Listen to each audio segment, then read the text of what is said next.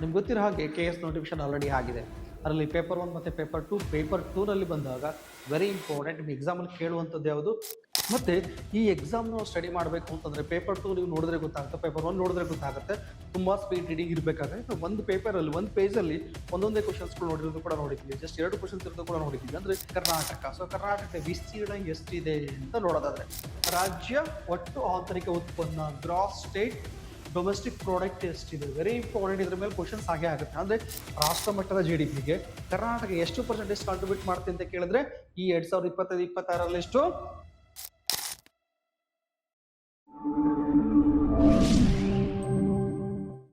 ನಮಸ್ತೆ ಸ್ನೇಹಿತರೆ, HSC ಕಾಂಪಿಟೇಟಿವ್ಗೆ ಸ್ವಾಗತ. ನಾನು ನಾಗಪ್ಪ. ನಿಮ್ಗೆ ಗೊತ್ತಿರೋ ಹಾಗೆ KS ನೋಟಿಫಿಕೇಶನ್ ಆಲ್ರೆಡಿ ಆಗಿದೆ. ಅದರಲ್ಲಿ ಪೇಪರ್ 1 ಮತ್ತು ಪೇಪರ್ 2. ಪೇಪರ್ 2ನಲ್ಲಿ ಬಂದಾಗ ವೆರಿ ಇಂಪಾರ್ಟೆಂಟ್ ನಿಮ್ಗೆ ಎಕ್ಸಾಮಲ್ಲಿ ಕೇಳುವಂಥದ್ದು ಯಾವುದು, ಕರ್ನಾಟಕ ಕರೆಂಟ್ ಅಫೇರ್ಸ್ ಮತ್ತು ಕರ್ನಾಟಕ ಎಕನಾಮಿಕ್ಸ್ ಸರ್ವೆ. ಸೊ ಈ ಸಂಬಂಧಪಟ್ಟಾಗಿ ಲಾಸ್ಟ್ ಇಯರ್ ಕೂಡ ತುಂಬಾ ಜನ ಕ್ಲಾಸಸ್ ತಗೊಂಡಿದ್ರಿ. ಫಿಲಿಮ್ಸ್ ಕ್ಲಿಯರ್ ಆಯಿತು, ಮೇನ್ಸ್ ಕ್ಲಿಯರ್ ಆಯಿತು, ತುಂಬಾ ಜನ ಇಂಟರ್ವ್ಯೂ ಕೂಡ ನಾವಿಲ್ಲಿ ಮಾಕ್ ಇಂಟರ್ವ್ಯೂ ಕೂಡ ಅಟೆಂಡ್ ಆಗಿದ್ರಿ. ಸೊ ಹಾಗಾಗಿ ಇವಾಗಲೂ ಕೂಡ ನಿಮಗೆ Karnataka economics survey classes start ಆಗ್ತಿದೆ, ಕರ್ನಾಟಕ ಕರೆಂಟ್ ಅಫೇರ್ಸ್ ಸ್ಟಾರ್ಟ್ ಆಗ್ತಿದೆ, national international current affairs related classes start ಆಗ್ತಿದೆ. ಯಾರಿಗೆ ಅವ್ರ ಇಂಟ್ರೆಸ್ಟ್ ಇದೆಯೋ ಅಥವಾ ಯಾವ ಸಬ್ಜೆಕ್ಟ್ ಬೇಕು ಅದನ್ನು ಕೂಡ ತಗೋಬಹುದು, ಅಥವಾ ಇಡೀ ಕೋರ್ಸ್ ಅನ್ನು ಕೂಡ ನೀವು ಬೈ ಮಾಡ್ಕೋಬಹುದು. ಸ್ವಲ್ಪ ಕಡಿಮೆ ಅಮೌಂಟ್ ಎಲ್ಲ ಇನ್ನು ಪ್ರೊವೈಡ್ ಮಾಡ್ತಿದ್ದೀವಿ. ಮತ್ತು ಟೆಸ್ಟ್ ಸೀರೀಸ್ ಸ್ಟಾರ್ಟ್ ಆಗಿದೆ. ಯಾರಿಗೆ ಬೇಕು ಅವರು ಸಂಸ್ಥೆನ ಕಾಂಟ್ಯಾಕ್ಟ್ ಮಾಡಿ. ಸೊ ಲಾಸ್ಟ್ ಟೈಮ್ ಕೂಡ ತುಂಬಾ ಜನ ಜಾಯ್ನ್ ಆಗಿ ಅದು ಸದುಪಯೋಗ ಪಡ್ಕೊಂಡಿದ್ವಿ. So clear. ಇವತ್ತು ಟಾಪಿಕ್ ಹೋಗ್ಬೇಡ Karnataka economics survey. So Karnataka economics survey ನಿಮ್ಗೆ ಗೊತ್ತಿರೋಕೆ 40ರಿಂದ ಆಕ್ಚುಲಿ ಸಿಲೆಬಸ್ ಅಲ್ಲಿ ಏನಾಗುತ್ತೆ, ಕರ್ನಾಟಕ ಕರೆಂಟ್ ಅಫೇರ್ಸ್ ಮತ್ತೆ ಕರ್ನಾಟಕ ಎಕನಾಮಿಕ್ಸ್ ಸರ್ವೆ 40 44 ಕ್ವಶನ್ಸ್ ಬರುತ್ತೆ. ಅವ್ರು ಕೊಟ್ಟಿರೋದು 40, ಸಮ್ ಟೈಮ್ 44 ಕ್ವಶನ್ಸ್ ಬಂದಿರೋದು ಕೂಡ ನಾವು ನೋಡಿದೀವಿ. ಸೊ 38 ಬಂದಿರೋದು ನೋಡಿದೀವಿ, 32 ಬರೋದು ಕೂಡ ನೋಡಿದೀವಿ. ಅಂದ್ರೆ ಈ ಸ್ಟೇಟ್ ಮೇಲೆನೆ ಕರ್ನಾಟಕ ಕರೆಂಟ್ ಅಫೇರ್ಸ್ ಮತ್ತು Karnataka economics survey maximum questions ಬರುತ್ತೆ. ಮತ್ತೆ ಈ ಎಕ್ಸಾಮ್ ನಾವು ಸ್ಟಡಿ ಮಾಡಬೇಕು ಅಂತಂದ್ರೆ ಪೇಪರ್ 2 ನೀವು ನೋಡಿದ್ರೆ ಗೊತ್ತಾಗುತ್ತೆ, ಪೇಪರ್ 1 ನೋಡಿದ್ರೆ ಗೊತ್ತಾಗುತ್ತೆ.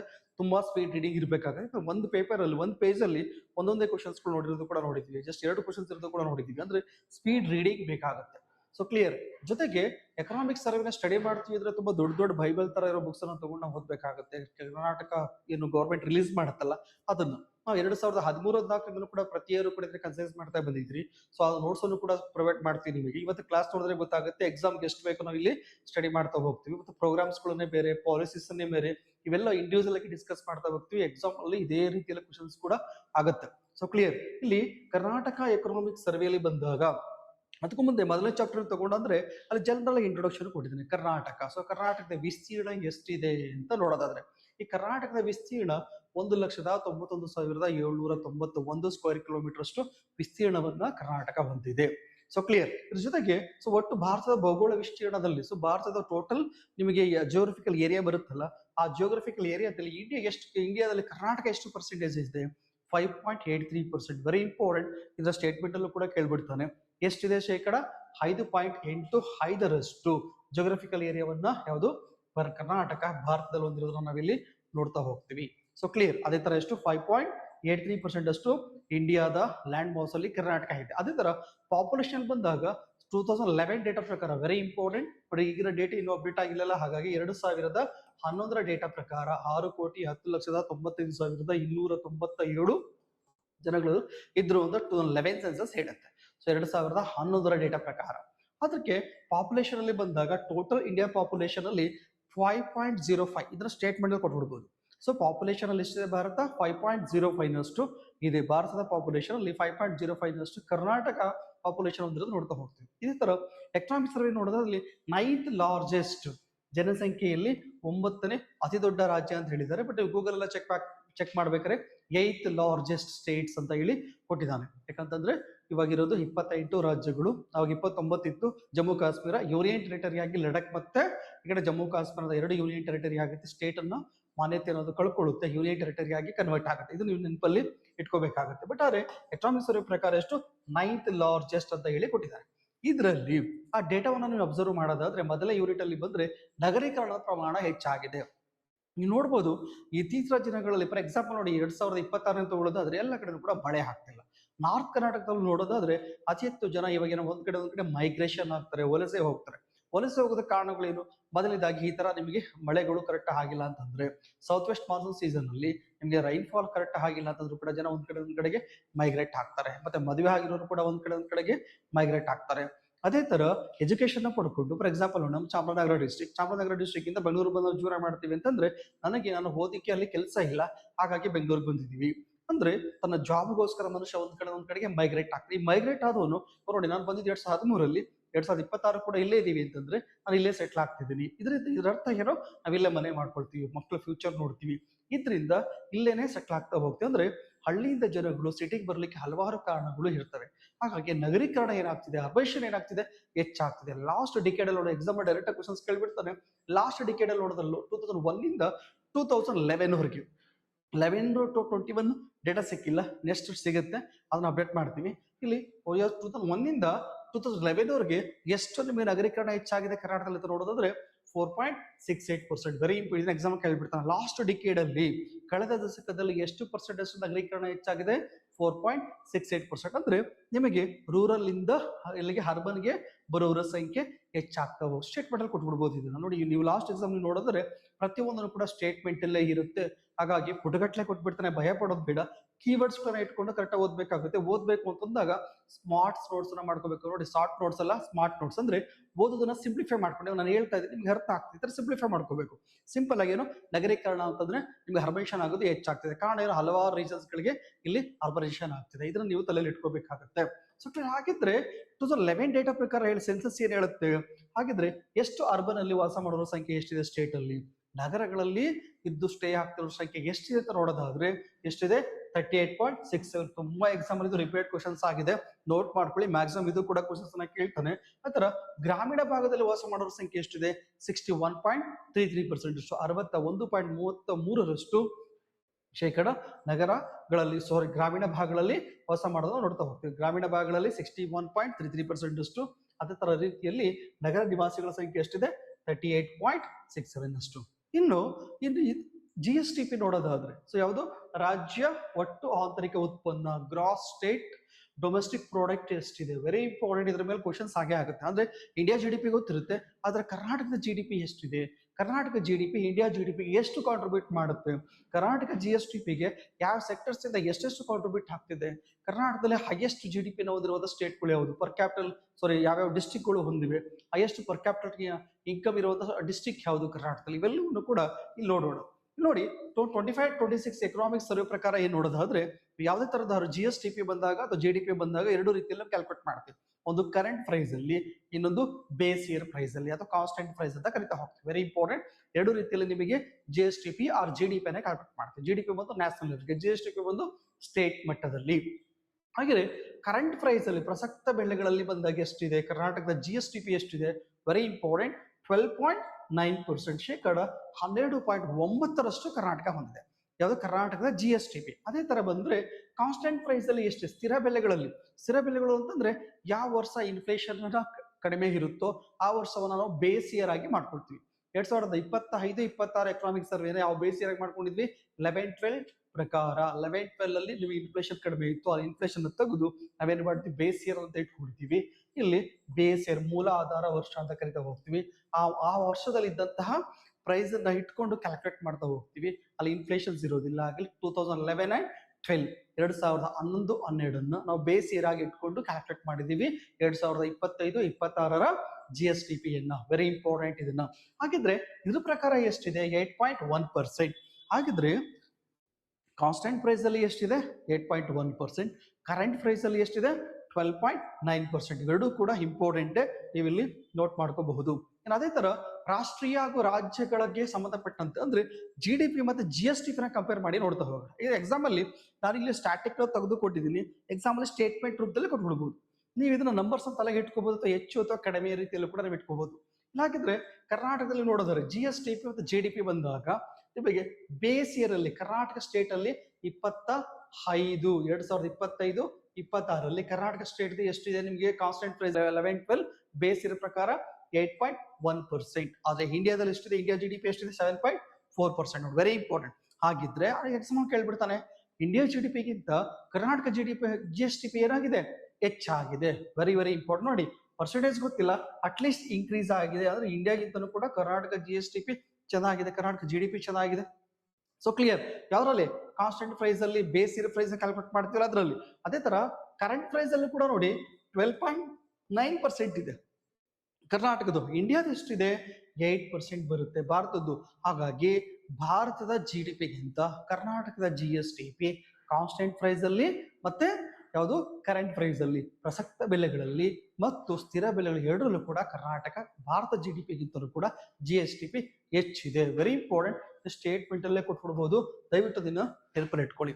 ಅದೇ ತರ 2011-12 ಪ್ರಕಾರ ನೋಡೋದಾದ್ರೆ 2011-12 ಬೇಸ್ ಇಯರ್ ನಾವು ಇಟ್ಕೊಂಡು ಕ್ಯಾಲ್ಕುಲೇಟ್ ಮಾಡ್ತೀವಲ್ಲ, ಆ ಬೇಸ್ ಇಯರ್ ಆಧಾರದ ಮೇಲೆ 25-26ರಲ್ಲಿ ಇಂಡಿಯಾದ GDP ಏನಿದೆ, ಸೊ 7.4% ಏನಿದೆ GDP ಏನಿದೆ, ಅದಕ್ಕೆ ಕರ್ನಾಟಕದಿಂದ ಕೊಡುಗೆ ಎಷ್ಟು ಕೊಟ್ಟಿದೆ, ಕರ್ನಾಟಕದ GDP ಎಷ್ಟು ಕೊಡುಗೆ ಆಗಿದೆ ಅಂತ ನೋಡೋದಾದ್ರೆ ರಾಷ್ಟ್ರ ಮಟ್ಟದ GDPಗೆ ಕರ್ನಾಟಕ ಎಷ್ಟು ಪರ್ಸೆಂಟೇಜ್ ಕಾಂಟ್ರಿಬ್ಯೂಟ್ ಮಾಡುತ್ತೆ ಅಂತ ಕೇಳಿದ್ರೆ ಈ 2025-26ರಲ್ಲಿ ಎಷ್ಟು 9.2%. Very very important. So India GDPಗೆ ಕರ್ನಾಟಕ ಕಾಂಟ್ರಿಬ್ಯೂಟ್ ಮಾಡ್ತಿರೋದು 9.2%. Very important. ಈ ಡೇಟಾವನ್ನು ಬರ್ಕೊಳ್ಳಿ, ಎಕ್ಸಾಮ್ ಅಲ್ಲಿ ಕೇಳೋ ಸಾಧ್ಯತೆ ಜಾಸ್ತಿ ಇದೆ. ಸೊ ಇಂಡಿಯಾ GDPಗೆ ಕರ್ನಾಟಕ ಎಷ್ಟು ಕಾಂಟ್ರಿಬ್ಯೂಟ್ ಮಾಡ್ತಾ ಇದ್ರೆ 9.2%. ಇಲ್ಲೊಂದು ಡೇಟಾ ಕೊಟ್ಟಿದ್ದೀವಿ, ಇದು ಕರ್ನಾಟಕ ಎಕನಾಮಿಕ್ ಸರ್ವೆ ಇರುವಂತ ಡೇಟಾ. ಸೊ ಕ್ಲಿಯರ್, ಅಲ್ಲಿ ಟೆಕ್ಸ್ಟ್ ಬುಕ್ ಅಲ್ಲಿ ಏನ್ ಕೊಟ್ಟಿದ್ರು ಅದನ್ನ ನಾವು ಇಲ್ಲಿ ಮೆನ್ಷನ್ ಮಾಡಿದ್ವಿ. ಇಲ್ಲಿ ನೋಡಿ, ಫಸ್ಟ್ GDP ಮತ್ತು GSDPಗೆ ಕರೆಂಟ್ ಪ್ರೈಸ್ ಅಲ್ಲಿ ಸೊ ಒಂದಷ್ಟು ಲಾಸ್ಟ್ ಇಯರ್ದು 3-4 ಇಯರ್ಸ್ ಕೂಡ ಕಂಪ್ಯಾರಿಸನ್ ಮಾಡಿ ಡೇಟಾ ಕೊಟ್ಟಿದ್ದಾರೆ. 2011-12 ಇಂದ 2025-26 ವರೆಗೂ ಇದೆ. ಸೊ ಕ್ಲಿಯರ್, ನಾವಿಲ್ಲಿ ಕ್ಲಾಸಸ್ ಮಾಡ್ಬೇಕಾದ್ರೆ ಡೇಟಾವೆಲ್ಲ ಕೂಡ ನಿಮಗೆ ನೋಟ್ಸ್ ರೂಪದಲ್ಲಿ ಕೊಟ್ಬಿಡ್ತೀವಿ. ಸ್ಕೀಮ್ಸ್ ಬೇರೆ, ಈ ತರದ್ದು ಕಂಟೆಂಟ್ ಬರುವಂತದ್ದು, ಕಾನ್ಸೆಪ್ಟ್ಗಳು ಬರುವಂತದ್ದೇ ಬೇರೆ ಬೇರೆ ನಿಮಗೆ ನೋಟ್ಸ್ ಕೊಟ್ಬಿಡ್ತೀನಿ. ಬಹುತೇಕ ನಿಮಗೆ ಎಕ್ಸಾಮ್ ಅಲ್ಲಿ ಅದೇ ಬರೋ ಸಾಧ್ಯತೆಗಳು ಕೂಡ ಜಾಸ್ತಿ ಇರುತ್ತೆ. ಫಾರ್ ಎಕ್ಸಾಂಪಲ್ ಇಲ್ಲಿ ನೋಡಿ, ಕಂಪ್ಯಾರಿಸನ್ ಮಾಡ್ಕೊಳ್ತಾ ಹೋಗೋಣ. ಇದು ಯಾವುದು GSDP ಕರ್ನಾಟಕ ಸ್ಟೇಟ್, ಇದು ಭಾರತದ್ದು. ಯಾವ ಪ್ರೈಸ್ ಅಲ್ಲಿ, ಕರೆಂಟ್ ಪ್ರೈಸ್ ಅಲ್ಲಿ ಅಟ್ ಪ್ರೆಸೆಂಟ್ ಇರುವಂತ ಮಾರ್ಕೆಟ್ ದರ ಏನಿದೆಯಲ್ಲ ಅದ್ರ ಮೇಲೆ ಮಾಡಿದೀವಿ. ನೋಡಿ, ಲಾಸ್ಟ್ 3-4 ಇಯರ್ಸ್ ತಗೊಳ್ಳೋಣ. 2022-23-21-22ರಿಂದ 2021-22ರಿಂದ 2025-26 ತಗೊಂಡು ಈ ಡೇಟಾ ಕಂಪೇರ್ ಮಾಡ್ತಾ ಹೋಗೋಣ. ಇಲ್ಲಿ ಅಬ್ಸರ್ವ್ ಮಾಡಿ, 21-22ರಲ್ಲಿ ಕರೆಂಟ್ ಪ್ರೈಸ್ ಎಷ್ಟಿದೆ ನಿಮಗೆ 21.4%. ಅದೇ ಇಂಡಿಯಾದಲ್ಲಿ ತಗೊಂಡಾಗ 18.9%. ಅಂದ್ರೆ ಭಾರತದ GDP ಗಿಂತನೂ ಕೂಡ ಕರೆಂಟ್ ಪ್ರೈಸ್ ಅಲ್ಲಿ ಇಂಡಿಯಾದ GDP 2021-22 ಕೋವಿಡ್ ಆಗಿತ್ತಲ್ಲ ಆ ವರ್ಷದಲ್ಲಿ 21-22ರಲ್ಲಿ 18.9% ಇಂಡಿಯಾದಿತ್ತು ಅಂದ್ರೆ 2.5% ಅಷ್ಟು ಜಾಸ್ತಿ ಇದೆ. ಆದ್ರೆ ಇಂಡಿಯಾ GDP ಗಿಂತಲೂ ಕೂಡ ಕರೆಂಟ್ ಪ್ರೈಸ್ ಅಲ್ಲಿ 21-22ರಲ್ಲಿ ಕರ್ನಾಟಕದ ಹೈಕ್ ಇತ್ತು, ಹೆಚ್ಚಾಗಿತ್ತು. ಅದೇ ತರ 22-23 ನೋಡಿ, ಕರ್ನಾಟಕ GDP ಇರೋದು ಕಾನ್ಸ್ಟೆಂಟ್ ಪ್ರೈಸ್, ಕರೆಂಟ್ ಪ್ರೈಸ್ ಅಲ್ಲಿ ಎಷ್ಟು 16.8%, ಆದ್ರೆ ಇಂಡಿಯಾದಿರೋದು 14%, ಅಂದ್ರೆ ನಿಯರ್ಲಿ 2.8% ಅಷ್ಟು ಜಾಸ್ತಿ ಇದೆ. ಕರ್ನಾಟಕ GDP ಯಾವುದು ಇಂಡಿಯಾದ GDP ಗಿಂತನೂ ಕೂಡ ಜಾಸ್ತಿ ಇದೆ. ಅದೇ ತರ ಬಂದಾಗ 23-24 ಡೇಟಾ ತಗೊಂಡ್ರೆ ಕರ್ನಾಟಕದ 11.5% ಇತ್ತು, ಅದು ಇಂಡಿಯಾದು 12% ಇತ್ತು. ಇಲ್ಲಿ ನಿಮಗೆ ಏನಾಗುತ್ತೆ, ಇಂಡಿಯಾದ GDP ಗಿಂತ ಕರ್ನಾಟಕದ GSDP ಮೈನಸ್ ಆಗುತ್ತೆ, ಕಡಿಮೆ ಆಗುತ್ತೆ. ಇದನ್ನ ಎಕ್ಸಾಮ್ ಅಲ್ಲಿ ಕೇಳ್ಬಿಡ್ತಾನೆ. 3 ಇಯರ್ಸ್ ಕೊಟ್ಬಿಟ್ಟು ಅಥವಾ 4 ಇಯರ್ಸ್ ಕೊಟ್ಬಿಟ್ಟು ಯಾವ ಇಯರ್ ಅಲ್ಲಿ ಇಂಡಿಯಾದ ಕರೆಂಟ್ ಪ್ರೈಸ್ ಗಿಂತನೂ ಕೂಡ ಕರ್ನಾಟಕ ಕರೆಂಟ್ ಪ್ರೈಸ್ GSDP ಕಡಿಮೆ ಆಗಿದೆ ಅಥವಾ ಹೆಚ್ಚಾಗಿದೆ ಕ್ವಶನ್ಸ್ ಕೇಳ್ಬಿಡ್ಬೋದು. ಕಡಿಮೆ ಆಗಿದೆ ಅಂದ್ರೆ ಯಾವ ಇಯರ್ ಅದು 23-24ರಲ್ಲಿ ಆ ಡೇಟಾ ಕೂಡ ಇದೆ, ನೋಡ್ಕೊಳ್ಳಿ. ಅದನ್ನ ಬಿಡ್ತು ಅಂತಂದ್ರೆ ನೆಕ್ಸ್ಟ್ ನೋಡಿ, 24-25ರಲ್ಲಿ 12% GSDP ಇದೆ ಕರ್ನಾಟಕದ್ದು, ಇಂಡಿಯಾದು 9.8% ಇದೆ. ಆದ್ರೆ ಎಷ್ಟಿದೆ, ಇದು ಪಾಸಿಟಿವ್ ಇದೆ. ಸೊ ಹಾಗೆ ಸರ್ಪ್ಲಸ್ ಇರೋದ್ರಿಂದ ಇಂಡಿಯಾಗೆ GSDP ಗಿಂತ ಕೂಡ ಕರ್ನಾಟಕ GDP ಇಲ್ಲಿ ಜಾಸ್ತಿ ಇದೆ. ಅದೇ ತರ 25-26ರಲ್ಲಿ 12.9% ಇತ್ತು ಕರ್ನಾಟಕ GSDP, ಇಂಡಿಯಾದು 8% ಇದೆ. ಎಲ್ಲಿ ಎಷ್ಟು ಜಾಸ್ತಿ ಆಗಿದೆ, 4.9% ಅಷ್ಟು ಜಾಸ್ತಿ ಆಗಿದ್ರೆ ಲಾಸ್ಟ್ ಇಯರ್ GDP ಗಿಂತ ಈ ವರ್ಷದ GSDP ಇಂಡಿಯಾ GDP ಗಿಂತ ಕರ್ನಾಟಕ GSDP ಹೆಚ್ಚಾಗಿದೆ. ಅದರಲ್ಲಿ ಈ ಇಯರ್ಸ್ ಅಲ್ಲಿ ಯಾವ ಇಯರ್ ಕಡಿಮೆ ಇದೆ ಅಂತ ಕೂಡ ನೀವು ನೋಡ್ಕೊಂಡ್ರೆ ಮಿಕ್ಕ ಸಾಮಾನ್ಯವಾಗಿ ಹೈಕ್ ಇರೋದು ನಿಮಗೆ ಗೊತ್ತಾಗ್ಬಿಡ್ತೀವಿ. ಇವೆಲ್ಲ ಹೇಳ್ತಿರೋದು ಯಾವ್ದ್ರಲ್ಲಿ, ಕರೆಂಟ್ ಪ್ರೈಸ್ ಅಲ್ಲಿ ಇದೆಲ್ಲ ಇಟ್ಕೋಬೇಕು, ಮಾರುಕಟ್ಟೆ ದರಗಳಲ್ಲಿ. ಅದನ್ನ ಬಿಟ್ರೆ ನೆಕ್ಸ್ಟ್ ನೋಡೋಣ, ಯಾವುದು ಕಾನ್ಸ್ಟೆಂಟ್ ಪ್ರೈಸ್ ನೋಡೋಣ. ಸ್ಥಿರ ಬೆಲೆಗಳಲ್ಲಿ 11-12 ಡೇಟಾ ಪ್ರಕಾರ, ಅದೇ 21-22 ತಗೊಳ್ಳಿ. 21-22 ಡೇಟಾ ತಗೊಂಡ್ರೆ ಕರ್ನಾಟಕದ GDP ಎಷ್ಟಿದೆ ನಿಮಗೆ 2021-22 ನಲ್ಲಿ ಬಂದಾಗ ಕಾನ್ಸ್ಟೆಂಟ್ ಪ್ರೈಸ್ ಅಲ್ಲಿ ಸ್ಥಿರ ಬೆಲೆಗಳಲ್ಲಿ 11-12 ಡೇಟಾ ಪ್ರಕಾರ ಎಷ್ಟು 10.2% ಇದೆ. ಅದೇ ಇಂಡಿಯಾದ ಎಷ್ಟಿದೆ 9.7. ಅಂದ್ರೆ ಭಾರತದ GDP ಗಿಂತ ಕೂಡ ಕರ್ನಾಟಕ GDP ಏನಾಗಿದೆ ಇಲ್ಲಿ ಹೆಚ್ಚಾಗಿದೆ 21-22 ನಲ್ಲಿ. ಅದೇ 23 ನೋಡಿ, 22-23 ಕೂಡ 10.8% ಇದೆ. ಇಂಡಿಯಾ GDP 7.6 ಇದೆ. ಹಾಗಾಗಿ ಇಲ್ಲೇನಾಗಿದೆ, ಭಾರತದ ಇದು ಕೂಡ ಜಾಸ್ತಿ ಆಗಿದೆ, ಭಾರತಕ್ಕಿಂತ ಕರ್ನಾಟಕ GDP ಜಾಸ್ತಿ ಇದೆ.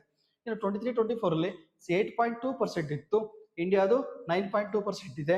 ಇಲ್ಲೇನಾಗುತ್ತೆ, ಇಂಡಿಯಾ GDP ಗಿಂತನೂ ಕೂಡ ಕರ್ನಾಟಕ GDP ಕಡಿಮೆ ಆಗಿದೆ. ಹಾಗೆ ಎಕ್ಸಾಂಪಲ್ ಕೇಳಬಹುದು, ಕಾನ್ಸ್ಟೆಂಟ್ ಪ್ರೈಸ್ ಅಲ್ಲಿ ಮತ್ತು ಮಾರ್ಕೆಟ್ ಪ್ರೈಸ್ ಅಲ್ಲಿ ಆ ಎರಡು ಇಯರ್ ಅಲ್ಲೂ ಕೂಡ ಯಾವ ವರ್ಷ ಭಾರತದ GDP ಗಿಂತ ಕರ್ನಾಟಕ GSDP ಕಡಿಮೆ ಆಗಿದೆ ಅಂತ ಕೇಳಿದ್ರೆ 23-24ರಲ್ಲಿ ಡೈರೆಕ್ಟ್ ಎಕ್ಸಾಂಪಲ್ ಕ್ವಶನ್ಸ್ ಆಗೋ ಸಾಧ್ಯತೆ ಇರುತ್ತೆ. ಅದು ಸ್ಟೇಟ್ಮೆಂಟ್ ಅಲ್ಲಿ ಕೂಡ ಕೊಡಬಹುದು ಇದನ್ನ. ಇನ್ನು 24-25ರಲ್ಲಿ 7.3% ಇತ್ತು ಕರ್ನಾಟಕ GSDP, ಇಂಡಿಯಾದ 6.5% ಇದೆ. ಸೊ ಈ ಕರ್ನಾಟಕ ಜಿ ಎಸ್ ಟಿ 25-26 ಎಷ್ಟಿದೆ 8.1% ಆಲ್ರೆಡಿ ಹೇಳಿದ್ದೀನಿ. ಇಂಡಿಯಾದ ಎಷ್ಟಿದೆ 7.4%, ಅಂದ್ರೆ 0.7% ಅಷ್ಟು ಇಲ್ಲಿ ಹೆಚ್ಚಾಗಿರೋದನ್ನ ನೋಡ್ತಾ ಹೋಗ್ತೀವಿ. ಕಾನ್ಸ್ಟೆಂಟ್ ಪ್ರೈಸ್ ಅಲ್ಲೂ ಕೂಡ ಈ ಸಲ ಜಾಸ್ತಿ ಇದೀವಿ ಇಂಡಿಯಾ GDP-ಗಿಂತ ಕರ್ನಾಟಕ GSDP. ಇನ್ನು ಮಾರುಕಟ್ಟೆ ದರದಲ್ಲಿ ಕರೆಂಟ್ ಪ್ರೈಸ್ ಅಲ್ಲೂ ಕೂಡ ಇಂಡಿಯಾಗಿಂತಲೂ ಕೂಡ ಕರ್ನಾಟಕ ಜಾಸ್ತಿ ಇದನ್ನ ಗಮನದಲ್ಲಿ ಇಟ್ಕೋಬೇಕಾಗತ್ತೆ. ಎಕ್ಸಾಮ್ ಅಲ್ಲಿ ಇದ್ರ ಮೇಲೆ ಡೈರೆಕ್ಟ್ ಕ್ವಶನ್ಸ್ ಕೇಳುವ ಸಾಧ್ಯತೆ ಇರುತ್ತೆ. ಅದೇ ತರ ಕರ್ನಾಟಕ GSDP-ಗೆ, ಸೊ ಕರ್ನಾಟಕ GSDP-ಗೆ ಅಗ್ರಿಕಲ್ಚರ್ ಸೆಕ್ಟರ್ ಇಂದ ಎಷ್ಟು ಕಾಂಟ್ರಿಬ್ಯೂಟ್ ಮಾಡ್ತಾ ಇದೆ, ಸೊ ಪ್ರೈಮರಿ ಸೆಕ್ಟರ್ ಇಂದ ಎಷ್ಟಾಗ್ತಿದೆ, ಸೆಕೆಂಡರಿ ಸೆಕ್ಟರ್ಸ್ ಇಂದ ಏನ್ ಕಾಂಟ್ರಿಬ್ಯೂಟ್ ಮಾಡ್ತಿದೆ, ಆ ತರ ಯಾವುದು ಸರ್ವಿಸ್ ಸೆಕ್ಟರ್ಸ್ ಇಂದ ಏನ್ ಕಾಂಟ್ರಿಬ್ಯೂಟ್ ಮಾಡ್ತಿದೆ ನೋಡಿ. 24 ಮತ್ತು 20 ಡೇಟಾ ನೋಡಿ ಕಂಪ್ಯಾರಿಸನ್ ಕೊಟ್ಬಿಡ್ತಾರೆ. ನೀವು ಎಕನಾಮಿಕ್ಸ್ ಸರ್ವೆ ನೋಡಿದ್ರೆ ಇಷ್ಟೊಂದು ದೊಡ್ಡ ಬುಕ್ಸ್ ಇರುತ್ತೆ. ಈ ತರ ಸಿಂಪ್ಲಿಫೈ ಮಾಡಿ ನಿಮ್ಗೆ ಕ್ಲಾಸ್ ಕೊಡೋದ್ರಿಂದ ಬಹುತೇಕ ಎಕ್ಸಾಮ್ ಅಲ್ಲಿ ನಿಮಗೆ ಮ್ಯಾಕ್ಸಿಮಮ್ ಸ್ಕೋರ್ ಮಾಡಬಹುದು. ಇದೇ ರೀತಿಯಲ್ಲಿ ಕ್ಲಾಸ್ ಕೂಡ ಇರುತ್ತೆ ನಿಮಗೆ. ನಾನೇ ಕ್ಲಾಸ್ ತಗೊಳ್ಳೋದ್ರಿಂದ ಬಹುತೇಕ ನಿಮಗೆ ಹೆಲ್ಪ್ ಕೂಡ ಆಗುತ್ತೆ. ಯಾರು ಬೇಕು ಅವರು ಎಕನಾಮಿಕ್ಸ್ ಸರ್ವೆ ಕೂಡ ತಗೋಬಹುದು. ಇಲ್ಲಿ ನೋಡಿ ಕೃಷಿ ವಲಯ ಅಗ್ರಿಕಲ್ಚರ್ ಸೆಕ್ಟರ್ 24-22 ಎಷ್ಟಿತ್ತು ಕಾಂಟ್ರಿಬ್ಯೂಷನ್ GSDP-ಗೆ 11.02%. ನೋಟ್ ಮಾಡ್ಕೊಳ್ಳಿ 11.02%. ಆದ್ರೆ 25-26 ಎಷ್ಟಾಗಿದೆ 10.77, ಅಂದ್ರೆ 2024-25ಗಿಂತ 25-26 ಅಗ್ರಿಕಲ್ಚರ್ ಸೆಕ್ಟರ್ ಕಾಂಟ್ರಿಬ್ಯೂಟ್ ಮಾಡಿರೋದು GSDP-ಗೆ ಕಡಿಮೆ ಇದೆ. ಸೊ ಕ್ಲಿಯರ್, ಡಿಕ್ರೀಸ್ ಆಗಿದೆ 24-25ಗಿಂತ 20-26 ಡೇಟಾ ನೋಡಿದ್ರೆ ಕಡಿಮೆ ಆಗಿದೆ. ಇನ್ನು ಇಂಡಸ್ಟ್ರಿಯಲ್ ಸೆಕ್ಟರ್ ನೋಡೋದಾದ್ರೆ ಇಂಡಸ್ಟ್ರಿಯಲ್ ಸೆಕ್ಟರ್ 24-25ರಲ್ಲಿ 19.82 ಇದ್ದು 19.72% ಕಾಂಟ್ರಿಬ್ಯೂಟ್ ಮಾಡಿತ್ತು. ಈ ಇಯರ್ ನೋಡೋದಾದ್ರೆ 19.36, ಅಂದ್ರೆ ಪ್ರೈಮರಿ ಸೆಕ್ಟರ್ ಮತ್ತು ಸೆಕೆಂಡರಿ ಸೆಕ್ಟರ್ 24-25ಗಿಂತ 25-26ರಲ್ಲಿ ಡಿಕ್ಲೈನ್ ಆಗಿದೆ, ಕಡಿಮೆ ಆಗಿದೆ. ಎಕ್ಸಾಂಪಲ್ ಕೇಳ್ತಾನೆ GSDP-ಗೆ ಕಾಂಟ್ರಿಬ್ಯೂಟ್ ಮಾಡಿರುವಂತದ್ದು ಇದು. ಕರ್ನಾಟಕದ GSDP-ಗೆ ಯಾವ ಸೆಕ್ಟರ್ ಎಷ್ಟು ಕಾಂಟ್ರಿಬ್ಯೂಟ್ ಮಾಡಿ ಅಂತ ಹೇಳ್ತಾ ಇದೀನಿ. ಸೇವಾ ವಲಯ ಏನಿದೆ ಸರ್ವಿಸ್ ಸೆಕ್ಟರ್ 69.16% ಕಾಂಟ್ರಿಬ್ಯೂಟ್ ಮಾಡಿದೆ. ಲಾಸ್ಟ್ ಇಯರ್ ಇದ್ದು 69.16%, 25-26ರಲ್ಲಿ 69.87, ಅಂದ್ರೆ ಲಾಸ್ಟ್ ಇಯರ್ ಗಿಂತ ಈ ಇಯರ್ ಅಲ್ಲಿ ಸರ್ವಿಸ್ ಸೆಕ್ಟರ್ ಕಾಂಟ್ರಿಬ್ಯೂಷನ್ ಜಾಸ್ತಿ ಇದೆ. ಪ್ರತಿ ವರ್ಷ ಕೂಡ ಸಾಮಾನ್ಯವಾಗಿ ನೋಡ್ತೀವಿ ಸರ್ವಿಸ್ ಸೆಕ್ಟರ್ ಕಾಂಟ್ರಿಬ್ಯೂಷನ್ ಜಾಸ್ತಿ ಆಗ್ತಾನೆ ಇರುತ್ತೆ. ಪ್ರೈಮರಿ ಮತ್ತೆ ಸೆಕೆಂಡರಿ ಸೆಕ್ಟರ್ದು ನಿಮಗೆ ಕಡಿಮೆ ಆಗ್ತಾನೆ ಇರುತ್ತೆ. ಯಾಕಂದ್ರೆ ಗ್ಲೋಬಲ್ ಎಕನಾಮಿ ಅನ್ನೋ ಕಾನ್ಸೆಪ್ಟ್ ಅಲ್ಲಿ, ಗ್ಲೋಬಲ್ ವಿಲೇಜ್ ಅನ್ನೋ ಕಾನ್ಸೆಪ್ಟ್ ಮೇಲೆ ಬದುಕ್ತಾ ಇದ್ದೀವಿ. ಸರ್ವಿಸ್ ಸೆಕ್ಟರ್ ಬೂಮ್ ಹೋಗ್ತಿರೋದು ಕೂಡ ತುಂಬಾ ಜನ ಡಿಪೆಂಡ್ ಆಗಿರೋದು ಕೂಡ ಇರುತ್ತೆ. ಅದ್ರ ಮೇಲೆ ಇವರು ಸರ್ವಿಸ್ ಸೆಕ್ಟರ್ ಬರುವಂತಹ ಇನ್ಕಮ್ಗಳ ಮೇಲೆ ಡಿಪೆಂಡ್ ಆಗಿರೋದು ಕೂಡ ನೋಡ್ತೀವಿ. ಅದೇ ತರ ಭಾರತದ GDP, ಕರ್ನಾಟಕ GSDP ಇದ್ರ ಮೇಲೆ ಡಿಪೆಂಡ್ ಆಗಿದೆ. ಇದರಲ್ಲಿ ಇಂಡಿಯಾದ ಕರ್ನಾಟಕದ GSDP-ಗೆ ಯಾವ್ದ್ರಿಂದ ಅತಿ ಹೆಚ್ಚು ನಿಮಗೆ ಇನ್ಕಮ್ ಬರ್ತಾ ಇದೆ ನೋಡೋದಾದ್ರೆ ಸ್ಥಿರ ಆಸ್ತಿ, ರಿಯಲ್ ಎಸ್ಟೇಟ್ ಅಲ್ಲಿ ಯಾವುದು ಓನರ್ಶಿಪ್ ಆಫ್ ಡ್ವೆಲ್ಲಿಂಗ್, ವೃತ್ತಿಪರ ಸೇವೆಗಳಿಂದ, ವಾಸಗೃಹಗಳಿಂದ ನಿಮಗೆ ಎಷ್ಟು ಪರ್ಸೆಂಟೇಜ್ ಬರ್ತಿದೆ 41.28%. ಎಷ್ಟು 41.28% ಈ ರಿಯಲ್ ಎಸ್ಟೇಟ್ ಮತ್ತೆ ಇದರಿಂದನೇ ಬರ್ತಾ ಇದೆ. ಅದನ್ನ ಬಿಟ್ರೆ ಕಂಪ್ಯೂಟರ್ ರಿಲೇಟೆಡ್ ಸರ್ವಿಸ್ಗಳಿಂದ, ಸೊ ನಿಮಗೆ IT ಸರ್ವಿಸ್, ಕಂಪ್ಯೂಟರ್ ಸರ್ವಿಸ್ ಇಂಥದ್ರಿಂದ ನಿಮಗೆ 31.85% ಅಷ್ಟು ನೋಡಿ ಹೈಯೆಸ್ಟ್ ಇನ್ಕಮ್ ಗಳನ್ನ ಕೊಡುವಂತದ್ದು GSDP-ಗೆ. ಯಾವಾದರೂ ಸೇವಾ ವಲಯದಲ್ಲಿ ಯಾವ್ದು ಬರುತ್ತೆ ಅಂತ ಹೇಳೋದಾದ್ರೆ ಇವು ರಿಯಲ್ ಎಸ್ಟೇಟ್ ಆಗ್ಬೋದು ಮತ್ತೆ ಕಂಪ್ಯೂಟರ್ ಸರ್ವಿಸ್ ಆಗ್ಬೋದು. ಇವು ಕರ್ನಾಟಕದ GSDP-ಗೆ ಹೈಯೆಸ್ಟ್ ಕೊಡುಗೆ ಕೊಡುವಂತಹ ವಲಯಗಳು. ನೆನಪಲ್ಲಿ ಇಟ್ಕೋಬೇಕಾಗುತ್ತೆ. ಡೈರೆಕ್ಟ್ ಆಗಿ ಇದ್ರ ಮೇಲೆ ಕ್ವಶನ್ಸ್ ಆಗುತ್ತೆ ನೋಡಿ. ನೆಕ್ಸ್ಟ್ ಹೋಗೋಣ ಪರ್ ಕ್ಯಾಪಿಟಲ್ ಇನ್ಕಮ್. ಈ ಪರ್ ಕ್ಯಾಪಿಟಲ್ ಇನ್ಕಮ್ ಏನಿದೆ, ಈ ಪರ್ ಕ್ಯಾಪಿಟಲ್ ಇನ್ಕಮ್ ಅಂತಂದ್ರೆ ಏನು, NSDP ಏನು ನೆಟ್ ಸ್ಟೇಟ್ ಡೊಮೆಸ್ಟಿಕ್ ಪ್ರಾಡಕ್ಟ್ ಅನ್ನ ಪ್ರತಿ ವರ್ಷದ ಅಕ್ಟೋಬರ್ ತಿಂಗಳ ಮೊದಲನೇ ದಿನಾಂಕದಲ್ಲಿ ಬರುವಂತಹ ಜನಸಂಖ್ಯೆ ಏನಿದೆ ಆ ರಾಜ್ಯದಲ್ಲಿ ಇರುವಂತಹ ಜನಸಂಖ್ಯೆಯಿಂದ ಟೋಟಲ್ ಡಿವೈಡ್ ಮಾಡಿದ್ರೆ ನಮಗೆ ಪರ್ ಕ್ಯಾಪಿಟಲ್ ಇನ್ಕಮ್ ಸಿಗುತ್ತೆ. ಸೊ ಯಾವುದು ರಾಜ್ಯದ ನಿವ್ವಳ ಆಂತರಿಕ ಉತ್ಪನ್ನವನ್ನ ಆ ವರ್ಷದ ಅಕ್ಟೋಬರ್ ತಿಂಗಳ 1ನೇ ತಾರೀಕಲ್ಲಿ ಇರುವಂತಹ ಜನಸಂಖ್ಯೆಯಿಂದ ಭಾಗಾಕಾರ ಮಾಡಿದ್ರೆ, ಡಿವೈಡ್ ಮಾಡಿದ್ರೆ ನಿಮಗೆ ಏನ್ ಸಿಗುತ್ತಲ್ಲ ಅಮೌಂಟ್, ಅದು ಆ ಸ್ಟೇಟಿನ ಪರ್ ಕ್ಯಾಪಿಟಲ್ ಇನ್ಕಮ್ ಆಗಿರುತ್ತೆ. ಇದನ್ನ ಎರಡು ರೀತಿಯಲ್ಲಿ ನಾವು ಕ್ಯಾಲ್ಕುಲೇಟ್ ಮಾಡ್ತೀವಿ. ಒಂದು ಕಾನ್ಸ್ಟೆಂಟ್ ಪ್ರೈಸ್ ಅಲ್ಲಿ, ಇನ್ನೊಂದು ಕರೆಂಟ್ ಪ್ರೈಸ್ ಅಲ್ಲಿ. ಒಂದು ಮಾರುಕಟ್ಟೆಯ ದರದಲ್ಲಿ ಕರೆಂಟ್ ಪ್ರೈಸ್ ಅಲ್ಲಿ 24-25 ನಲ್ಲಿ ಎಷ್ಟು ನಿಮಗೆ ಪರ್ ಕ್ಯಾಪಿಟಲ್ ಇನ್ಕಮ್ ಇತ್ತು ಕರ್ನಾಟಕದ ಅಂತ ಕೇಳಿದ್ರೆ ಎಷ್ಟು 3,86,156 ಅಷ್ಟು, 3,86,156 ರೂಪಾಯಿಗಳು. ಅದೇ ತರ 25-26 ನೋಡೋದಾದ್ರೆ 4,33,326 ರೂಪಾಯಿಗಳಷ್ಟು. 25-26 ನೋಡೋದಾದ್ರೆ 4,33,326 ರೂಪಾಯಿಗಳಷ್ಟು. ಅಂದ್ರೆ 24-25ಗಿಂತ 25-26 per capital income market price ಅಲ್ಲಿ ಎಷ್ಟು ಇನ್ಕ್ರೀಸ್ ಆಗಿದೆ 12.2%. Very important. Last year compare ಮಾಡಿದ್ರೆ ಈ ಇಯರ್ ಪರ್ ಕ್ಯಾಪಿಟಲ್ ಇನ್ಕಮ್ ಹೆಚ್ಚಾಗಿದೆ ಕಡಿಮೆ ಆಗಿದೆ? ಹೆಚ್ಚಾಗಿದೆ. ಎಷ್ಟು ಹೆಚ್ಚಾಗಿದೆ? 12.2% ಅಷ್ಟು ಕರೆಂಟ್ ಪ್ರೈಸ್ ಅಲ್ಲಿ. ಮಾರುಕಟ್ಟೆಯ ದರದಲ್ಲಿ 12.2% ಅಷ್ಟು ಇನ್ಕ್ರೀಸ್ ಆಗಿದೆ. ಅದೇ ತರ ನೋಡೋದಾದ್ರೆ ಸ್ಥಿರ ಬೆಲೆಗಳಲ್ಲಿ ಕಾನ್ಸ್ಟೆಂಟ್ ಪ್ರೈಸ್ ಅಲ್ಲಿ 11-12 ಡೇಟಾ ಪ್ರಕಾರ, ಬೇಸ್ ಇಯರ್ ಪ್ರಕಾರ ನೋಡೋದಾದ್ರೆ 24-25ರಲ್ಲಿ ಕರ್ನಾಟಕ ಪರ್ ಕ್ಯಾಪಿಟಲ್ ಇನ್ಕಮ್ ಎಷ್ಟಿತ್ತು ನಿಮಗೆ 2,08,397 ಇತ್ತು. 2,08,397 ಇತ್ತು. ಇವಾಗ ಎಷ್ಟಾಗಿದೆ 25-26 ಡೇಟಾ ಪ್ರಕಾರ 2,23,866. ರೂಪಾಯಿಯಷ್ಟು ಹೆಚ್ಚಾಗಿದೆ. ಅಂದ್ರೆ ಲಾಸ್ಟ್ ಇಯರ್ ಗಿಂತಲೂ ಕೂಡ ಇಯರ್ ಕಾನ್ಸ್ಟೆಂಟ್ ಪ್ರೈಸ್ ಅಲ್ಲೂ ಕೂಡ ನಿಮಗೆ ಏನಾಗಿದೆ ಪರ್ ಕ್ಯಾಪಿಟಲ್ ಇನ್ಕಮ್ ರೈಸ್ ಆಗಿದೆ. ಎಷ್ಟು ಪರ್ಸೆಂಟೇಜ್ ಹೆಚ್ಚಾಗಿದೆ? 7.4%. ಇದನ್ನು ಕೂಡ ನೋಟ್ ಮಾಡ್ಕೋಬೇಕು. ನೋಡಿ, ಕಾನ್ಸ್ಟೆಂಟ್ ಪ್ರೈಸ್ ಅಲ್ಲಿ ಎಷ್ಟಾಗಿದೆ ಲಾಸ್ಟ್ ಇಯರ್ ಗಿಂತ 7.4% ಅಷ್ಟು ಇನ್ಕ್ರೀಸ್ ಆಗಿದೆ. ಅದೇ ತರ ಬಂದಾಗ ಕಾನ್ಸ್ಟೆಂಟ್ ನಿಮಗೆ ಕರೆಂಟ್ ಪ್ರೈಸ್ ಅಲ್ಲೂ ಕೂಡ 12.2% ಅಷ್ಟು ಇನ್ಕ್ರೀಸ್ ಆಗಿದೆ. ನಾವಿಲ್ಲಿ ನೋಡ್ತಾ ಹೋಗ್ತೀವಿ. Very important. So clear. ಇದೇ ತರ ಇದು ನಮ್ಗೆ ನೋಡೋದಾದಿ ಟೋಟಲ್ ಆಗಿ ಕರ್ನಾಟಕ ಸ್ಟೇಟ್ ನೋಡೋದು. ಇಂಡಿಯಾದಲ್ಲಿ ಬಂದಾಗ ಪರ್ ಕ್ಯಾಪಿಟಲ್ ಎಷ್ಟು ಇನ್ಕಮ್ ಎಷ್ಟಿದೆ? ಎಷ್ಟು? 2,43,180 rupees ಅಷ್ಟು ಪರ್ ಕ್ಯಾಪಿಟಲ್ ಇನ್ಕಮ್ ನೋಡ್ತಾ ಹೋಗ್ತೀವಿ ಭಾರತದಲ್ಲಿ ಕರೆಂಟ್ ಪ್ರೈಸ್ ಅಲ್ಲಿ. ಇನ್ನು ಇಂಟರ್ ಸ್ಟೇಟ್ ಕಂಪ್ಯಾರಿಸನ್ ನೋಡೋದಾದ್ರೆ, ಸೊ ನಿಮಗೆ ಭಾರತದಲ್ಲಿ ಕಂಪ್ಯಾರಿಸನ್ ನೋಡೋದಾದ್ರೆ ಯಾವ ಸ್ಟೇಟ್ ಎಷ್ಟೆಷ್ಟು ಪರ್ ಕ್ಯಾಪಿಟಲ್ ಇನ್ಕಮ್ ನೋಡಿದೆ? ಸೊ ನೀವು ಡೆಲ್ಲಿನ ತಗೊಳ್ಳೋದಾದ್ರೆ ಡೆಲ್ಲಿ 4,93,024 rupees, 4,93,024 ರೂಪಾಯಿ ಅಷ್ಟು ಪರ್ ಕ್ಯಾಪಿಟಲ್ ಇನ್ಕಮ್ ನ ಡೆಲ್ಲಿ ಹೊಂದಿದೆ. ಅದರ ಬಿಟ್ಟರೆ ಅದು ತೆಲಂಗಾಣ. ಹಾಗೆ ಯೂನಿಯನ್ ಟೆರಿಟರಿಯಲ್ಲಿ ಫಸ್ಟ್ ಇರೋ ಸ್ಟೇಟ್ ಅಂದ್ರೆ ಯಾವುದು? ದೆಹಲಿ. ಸ್ಟೇಟ್ ಅಲ್ಲಿ ಫಸ್ಟ್ ಇರೋದು ಯಾವುದು? ತೆಲಂಗಾಣ. ಎಷ್ಟು? 3,87,623 ರೂಪಾಯಿಗಳಷ್ಟು ಯಾವುದು ತೆಲಂಗಾಣ ರಾಜ್ಯ ಪರ್ ಕ್ಯಾಪಿಟಲ್ ಇನ್ಕಮ್ ಹೊಂದಿದೆ. ಅದ್ರ ಬಿಟ್ಟರೆ ಕರ್ನಾಟಕ 3ನೇ ಪ್ಲೇಸ್ ಅಲ್ಲಿ ಬರುತ್ತೆ, ಇನ್ಕ್ಲೂಡಿಂಗ್ ಯೂನಿಯನ್ ಟೆರಿಟರಿ ಅಂತಂದ್ರೆ ಓನ್ಲಿ ಸ್ಟೇಟ್ ಅನ್ನ ಕನ್ಸಿಡರ್ ಮಾಡಿದ್ರೆ 2nd ಪ್ಲೇಸ್ ಅಲ್ಲಿ ಬರುತ್ತೆ ಕರ್ನಾಟಕ. ಕರ್ನಾಟಕ ಎಷ್ಟು? 3,86,156. ಅದು ನಮ್ಮನ್ನ ಬಿಟ್ರೆ ತಮಿಳುನಾಡು ಬರುತ್ತೆ ಪರ್ ಕ್ಯಾಪಿಟಲ್ ಇನ್ಕಮ್ ಅಲ್ಲಿ 3,61,619. ಅದನ್ನ ಬಿಟ್ರೆ ಹರಿಯಾಣ ಬರುತ್ತೆ 3,53,182. ಇವೆಲ್ಲ ನೋಟ್ ಮಾಡ್ಕೊಳ್ಳಿ. ಎಕ್ಸಾಮ್ ಅಲ್ಲಿ ಬಹುತೇಕ exam Karnataka GT per capital income ಎಷ್ಟಿದೆ? ಇಂಡಿಯಾದ ಪರ್ ಕ್ಯಾಪಿಟಲ್ ಇನ್ಕಮ್ ಹೆಂಗಿದೆ? ಇಂಡಿಯಾದಲ್ಲಿ ಟಾಪ್ ಇರುವಂತ ಪರ್ ಕ್ಯಾಪಿಟಲ್ ಇನ್ಕಮ್ ಅನ್ನು ಹೊಂದಿರುವಂತ ಸ್ಟೇಟ್ಗಳು ಯಾವುದು, ಯೂನಿಯನ್ ಟೆರಿಟರಿ ಯಾವುದು ಕೂಡ ನೋಡ್ತೀವಿ. ಇನ್ನು ಕರ್ನಾಟಕ ಒಳಗಡೆಗೆ ವ್ಯಾವಸಾಯಿಕ ಎಕ್ಸಾಮ್ ಕ್ವಶನ್ಸ್ ಕೇಳುವಂತ ಏರಿಯಾ ಇದು. ಸೊ ಯಾವುದ್ರಲ್ಲಿ 20 ನೋಡಿ ನಮ್ಗೆ ಡೇಟಾ ಸಿಗೋದು 25, 26 ಇದು 24, 22 ಡೇಟಾ ಪ್ರಕಾರನೇ ಕೇಳ್ತಾನೆ ಇದನ್ನು. So clear. ಹಾಗಾಗಿ ಇದನ್ನ ನೋಟ್ ಮಾಡ್ಕೊಳ್ಳಿ. Very important. ಕರ್ನಾಟಕದ ಹೈಯೆಸ್ಟ್ ಪರ್ ಕ್ಯಾಪಿಟಲ್ ಇನ್ಕಮ್ ಹೊಂದಿರುವಂತ ಸ್ಟೇಟ್ ಯಾವುದು? ಸಾರಿ, ಡಿಸ್ಟ್ರಿಕ್ಟ್ ಯಾವುದು ಅಂತ ಕೇಳಿದ್ರೆ ಯಾವ ಜಿಲ್ಲೆ ಹೈಯೆಸ್ಟ್ ಪರ್ ಕ್ಯಾಪಿಟಲ್ ಇನ್ಕಮ್ ಬಂದಿದೆ? ಬೆಂಗಳೂರು ಅರ್ಬನ್. ಫಸ್ಟ್ ಬರೋದು ಬೆಂಗಳೂರು ಅರ್ಬನ್. ಈ ನಂಬರ್ಸ್ ಎಲ್ಲ ಹೇಳ್ತಾ ಕೂತ್ಕೊಳ್ಳಲ್ಲ ನಾನು, ಜಸ್ಟ್ ಒಂದ್ಸಲ ವಿಡಿಯೋ ಪಾಸ್ ಮಾಡಿ ಇವೆಲ್ಲ ನೀವು ನೋಟ್ ಮಾಡ್ಕೊಳ್ಳಿ. ಹಾಗೆ ಕರ್ನಾಟಕದ ಹೈಯೆಸ್ಟ್ ಪರ್ ಕ್ಯಾಪಿಟಲ್ ಇನ್ಕಮ್ ಅನ್ನ ಹೊಂದಿರುವಂತಹ ಡಿಸ್ಟಿಕ್ ಅಂದ್ರೆ ಯಾವುದು? ಫಸ್ಟ್ ಬೆಂಗಳೂರು ಬರುತ್ತೆ, ಬೆಂಗಳೂರು ಅರ್ಬನ್ ಬರುತ್ತೆ. ಸೆಕೆಂಡ್ ದಕ್ಷಿಣ ಕನ್ನಡ, ನೆಕ್ಸ್ಟ್ ಉಡುಪಿ ಬರುತ್ತೆ, ನೆಕ್ಸ್ಟ್ ಚಿಕ್ಕಮಂಗ್ಳೂರು. ನೀವೇನ್ ಮಾಡಿ ಈ ಡೇಟಾಗಳನ್ನ ಇಟ್ಕೊಳ್ಳೋದು ಬೇಡ. ಅವನೇನ್ ಮಾಡ್ಬೋದು, ಇಲ್ಲಿ ಮಿಡ್ಲಲ್ಲಿ ಯಾವ್ದಾರು ಒಂದು 3 ಸ್ಟೇಟ್ 3 ಡಿಸ್ಟ್ರಿಕ್ಟ್ ನ ತಗೊಂಡು ಅಸೆಂಡಿಂಗ್ ಆರ್ ಡಿಸೆಂಡಿಂಗ್ ಅಡಲ್ ಕೇಳ್ಬಿಡ್ಬೋದು. ಹಾಗಾಗಿ ಇಲ್ಲಿರೋ ಡೇಟಾಗಳೆಲ್ಲ ದಯವಿಟ್ಟು ಬರ್ಕೋಬೇಕಾಗತ್ತೆ. ಯಾವ್ದಾದ ಮೇಲೆ ಯಾವ ಡಿಸ್ಟ್ರಿಕ್ಟ್ ಬರುತ್ತೆ ಅನ್ನೋದು ನೋಟ್ ಮಾಡ್ಕೊಳ್ಳಿ. ಉಡುಪಿ, ಚಿಕ್ಕಮಂಗ್ಳೂರು, ಶಿವಮೊಗ್ಗ, ಕೊಡಗು, ಬೆಂಗಳೂರು ಗ್ರಾಮಾಂತರ, Mandya, Hassan, Tumakuru, Ballari, Bengaluru south. So clear. ಇದೇ ತರ ನೆಕ್ಸ್ಟ್ ನೋಡೋದಾದ್ರೆ ಯಾವ್ದು ಬರುತ್ತೆ? ಚಾಮರಾಜನಗರ, ಧಾರವಾಡ, ಉತ್ತರ ಕನ್ನಡ, ಬಾಗಲಕೋಟೆ, ಮೈಸೂರು, ಚಿಕ್ಕಬಳ್ಳಾಪುರ, ಕೋಲಾರ, ದಾವಣಗೆರೆ, ಚಿತ್ರದುರ್ಗ. So clear. ಇದಾದ್ಮೇಲೆ ಗದಗ, ಹಾವೇರಿ, ವಿಜಯನಗರ, ವಿಜಯಪುರ, ಬೀದರ್, ಬೆಳಗಾವಿ, ಕೊಪ್ಪಳ, ರಾಯಚೂರು, ಯಾದಗಿರಿ, ಕಲಬುರಗಿ. ಸೊ ಇಷ್ಟು ಕೂಡ ಯಾವುದು ವೆರಿ ಇಂಪಾರ್ಟೆಂಟ್ ಆಗಿರುತ್ತದೆ. ಯಾವ ಸ್ಟೇಟ್ ಯಾವ ಡಿಸ್ಟ್ರಿಕ್ಟ್ ಆದ್ಮೇಲೆ ಯಾವ ಡಿಸ್ಟ್ರಿಕ್ಟ್ ಬರುತ್ತೆ ಅಂತ. ಹಾಗಾಗಿ ಹೈಯೆಸ್ಟ್ ಇರೋದು ಯಾವುದು? ಬೆಂಗಳೂರು ಅರ್ಬನ್. ಲೋಯೆಸ್ಟ್ ಇರೋದು ಯಾವುದು? ಕಡಿಮೆ ಇರೋದು ಯಾವುದು? ಕಲಬುರಗಿ. ಕಲಬುರಗಿ ಕರ್ನಾಟಕದಲ್ಲಿ ಅತ್ಯಂತ ಕಡಿಮೆ ಪರ್ ಕ್ಯಾಪಿಟಲ್ ಇನ್ಕಮ್ ನ ಹೊಂದಿರುವಂತ ಡಿಸ್ಟ್ರಿಕ್ಟ್. ಯಾವ ಡಿಸ್ಟ್ರಿಕ್ಟ್ ಅತ್ಯಂತ ಕಡಿಮೆ ಪರ್ ಕ್ಯಾಪಿಟಲ್ ಇನ್ಕಮ್ ಹೊಂದಿರುತ್ತಲ್ಲ ಅದೇನು ಒಂದು ಅಂತ ಕೇಳಿದ್ರೆ ಯಾವುದು? ಕಲಬುರಗಿ. 1,44,449 ರೂಪಾಯಿಗಳಷ್ಟು, 1,44,449 ಅಷ್ಟು ಯಾವ್ದನ್ನು ಪರ್ ಕ್ಯಾಪಿಟಲ್ ಇನ್ಕಮ್ ನ ಹೊಂದಿದೆ. ಯಾದಗಿರಿ ಎಷ್ಟಿದೆ? 1,64,388 ಅಷ್ಟು. ಅದೇ ತರ ರಾಯಚೂರು ಎಷ್ಟು ಬರುತ್ತೆ ನಿಮಗೆ?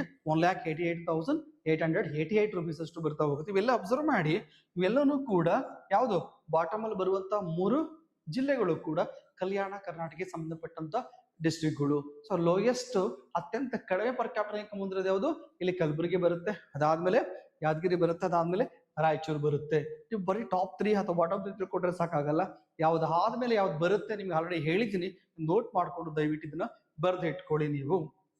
So clear. ಅದೇ ತರ ಇನ್ನು ನಿಮಗೆ ಡಿವಿಷನಲ್ ವೈಸ್ ಬಂದ್ರೆ, ಸೊ ಡಿವಿಷನಲ್ ವೈಸ್ ಬಂದ್ರೆ ನಿಮಗೆ ಯಾವ್ಯಾವುದು? ಸರ್ ಕರ್ನಾಟಕದಲ್ಲಿ ನಿಮ್ಗೆ ಗೊತ್ತು ರೆವಿನ್ಯೂ ಡಿವಿಷನ್ಸ್ ಗಳನ್ನ 4 ರೆವಿನ್ಯೂ ಡಿವಿಷನ್ಸ್ ಗಳನ್ನ ಮಾಡ್ಕೊಳ್ತಾ ಹೋಗ್ತೀವಿ. ಯಾವುದು? ಬೆಂಗಳೂರು ರೀಸನ್, ಬೆಂಗಳೂರು ವಿಭಾಗ ಹೈಯೆಸ್ಟ್ ಇದೆ. ಹೈಯೆಸ್ಟ್ ಪರ್ ಕ್ಯಾಪಿಟಲ್ ಇನ್ಕಮ್ ನ ಹೊಂದಿರುವಂತದ್ದು ಯಾವ್ದು ಅಂತ ಕೇಳಿದ್ರೆ ಬೆಂಗಳೂರು ವಿಭಾಗ. Second per capital income highest ಇರೋದು ಯಾವುದು? ಮೈಸೂರು. ಬೆಂಗಳೂರು ಎಷ್ಟು ಬರುತ್ತೆ? 5,74,537 ರೂಪೀಸ್ ಅಷ್ಟು ಬರುತ್ತೆ.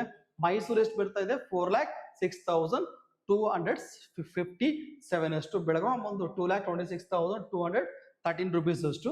ಇನ್ನು ಕಲಬುರಗಿ ವಿಭಾಗ 1,89,938 ರೂಪೀಸ್ ಅಷ್ಟು. So clear. ಇದು ವಿಭಾಗವಾರು ರೆವಿನ್ಯೂ ಡಿವಿಷನ್ಸ್ ಗಳು ಹೊಂದಿರುವಂತದ್ದು. ಅದ್ರ ಜೊತೆಗೆ ಈ ಬೆಂಗಳೂರು ಡಿಸ್ಟ್ರಿಕ್ಟ್, ಯಾಕಂದ್ರೆ ಬೆಂಗಳೂರಲ್ಲಿ ಎಲ್ಲ ಇಂಡಸ್ಟ್ರೀಸ್ಗಳು ನೋಡ್ತಾ ಹೋಗ್ತೀವಿ, ಐ.ಟಿ ಫೀಲ್ಡ್ ಇದೆ. ಆ ಬೆಂಗಳೂರು ವಿಭಾಗದಲ್ಲಿ, ಬೆಂಗಳೂರು ಡಿವಿಷನ್ಸ್ ಅಲ್ಲಿ ಬೆಂಗಳೂರು ಹರ್ಬನ್ ನ ಬಿಟ್ಬಿಟ್ರೆ ಎಷ್ಟು ಪರ್ ಕ್ಯಾಪಿಟಲ್ ಇನ್ಕಮ್ ಬರುತ್ತೆ ಅಂದ್ರೆ 2,97,086 rupees ಅಷ್ಟು ಬರುತ್ತೆ. ಯಾವುದನ್ನ? ಆ ಬೆಂಗಳೂರು ಹರ್ಬನ್ ಅನ್ನ ತೆಗೆದು ಹಾಕಿದ್ರೆ.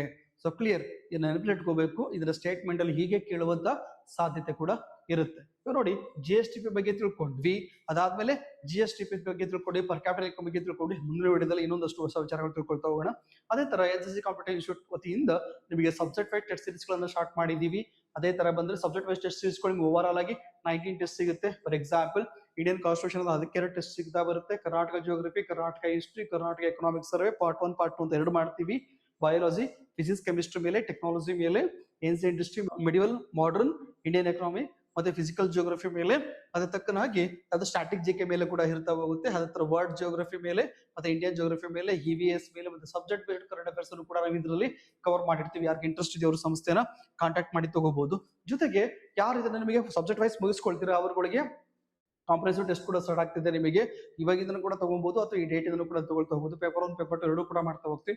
ಪೇಪರ್ 1 10 ಇರುತ್ತೆ, ಪೇಪರ್ 2 10 ಇರುತ್ತೆ. ಟೋಟಲ್ ಕಾಂಪ್ರಹೆನ್ಸಿವ್ ಟೆಸ್ಟ್ 20 ಸಿಗುತ್ತೆ. ಪ್ಲಸ್ ಇದಕ್ಕೆ 1 ಇಯರ್ ಕರೆಂಟ್ ಅಫೇರ್ಸ್ ಟೆಸ್ಟ್ ಅನ್ನ ಕೊಡ್ತೀವಿ. 1 ಇಯರ್ ಕರೆಂಟ್ ಅಫೇರ್ಸ್ PDF ಕೂಡ ಶೇರ್ ಮಾಡ್ತೀವಿ ನಿಮಗೆ. ಪ್ಲಸ್ ಅದಕ್ಕೆ ಎಕ್ಸ್ಪ್ಲೇನರಿ ಕೂಡ ಸಿಗುತ್ತೆ. ಎಲ್ಲಾ ಕ್ವಶನ್ ಪೇಪರ್ ಕೂಡ ನಿಮಗೆ ಯಾವ್ದು ಕೂಡ ಸಿಗುತ್ತೆ, ಎಕ್ಸ್ಪ್ಲೇನರಿ ಕೂಡ ಸಿಗುತ್ತೆ. ಹಾಗಾಗಿ ಈ ಟೆಸ್ಟ್ ಅನ್ನ ಕೂಡ ನೀವು ಯೂಸ್ ಮಾಡ್ಕೋಬಹುದು. ಇಲ್ಲಿ ಎಕನಾಮಿಕ್ ಸರ್ವೆ ಕವರ್ ಮಾಡಿರ್ತೀವಿ, ಕರ್ನಾಟಕ ಕರೆಂಟ್ ಅಫೇರ್ಸ್ ಕವರ್ ಮಾಡ್ತೀವಿ, ನ್ಯಾಷನಲ್ ಇಂಟರ್ನ್ಯಾಷನಲ್ ಕರೆಂಟ್ ಅಫೇರ್ಸ್ ಕೂಡ ಕವರ್ ಮಾಡಿರ್ತೀವಿ. ಓಕೆ, ಇಷ್ಟೆಲ್ಲೂ ಕೂಡ ಬಹುತೇಕ ನಿಮಗೆ ವಿಡಿಯೋ ಇಷ್ಟ ಆಗ್ಬೋದು. ಮತ್ತೆ ನೀವು ಸ್ನೇಹಿತರು ಕೂಡ ಶೇರ್ ಮಾಡಿ. ಸೊ ಏನೇ ಕ್ವೈರೀಸ್ ಇದ್ರೂ ಕೂಡ ಸಂಸ್ಥೆ ಕಾಂಟ್ಯಾಕ್ಟ್ ಮಾಡಿ. ಮುಂದಿನ ವಿಡಿಯೋದೊಂದಿಗೆ ನಾನು ಮತ್ತೆ ನಿಮ್ಮನ್ನ ಭೇಟಿ ಮಾಡ್ತೀನಿ. ನಮಸ್ಕಾರ.